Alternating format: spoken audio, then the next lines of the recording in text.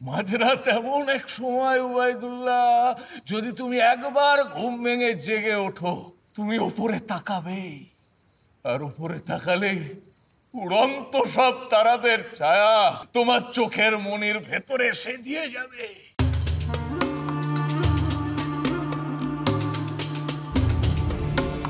দেশ চালাতে গেলে শরীরে শক্তি নয় মোহাম্মদ, মনের জোর দরকার। এ শত্রু আমার এই মুহূর্তে, যাকে আমি এখনই গুম করে দিতে চাই। পারস্যের সম্রাট নাদির শাহ। আমাদের পারস্যের মসনদ বাঁচিয়ে রাখতে গেলে অনেক টাকা চাইবে, এটা অনেক টাকা।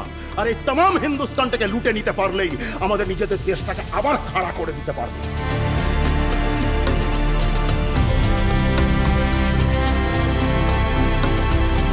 একসাথে এতগুলো লাশ বাপের জন্মে দেখিনি ভাই। যে সুলতানেরা কিতাব লেখে, ছবি আঁকে, আর ওই নাচ গান সঙ্গীত চর্চায় নিজেদের ডুবিয়ে রাখে, তাদের দিয়ে আর যা হোক দেশ চালানো যায় না।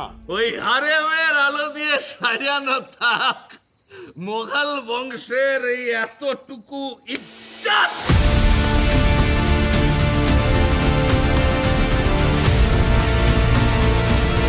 এই দেশটাকে গরিব বানিয়ে দেওয়ার ক্ষমতা আপনার নেই। আপনার কেন, দুনিয়ায় কারণ। তবে সব মিলিয়ে তোর সঙ্গে আমার একটা নকলি মোহাব্বত আছে রে ছুকি। এই হিন্দুস্তান থেকে আপনি যা পেলেন তার মধ্যে সবচেয়ে বড় পাওয়া এটাই, বিশ্বাস। দোস্ত, ও দোস্ত, তুমি আমার কাছে আরেকটুখানি থাকবে থাকবে থাকবে বলো না, বলো না, থাকবে কিনা বলো না। ওই দেখো, ওরা তোমার তাঁবু ঘিরে ফেলেছে, আর তুমি নাক ডেকে ঘুমোচ্ছ।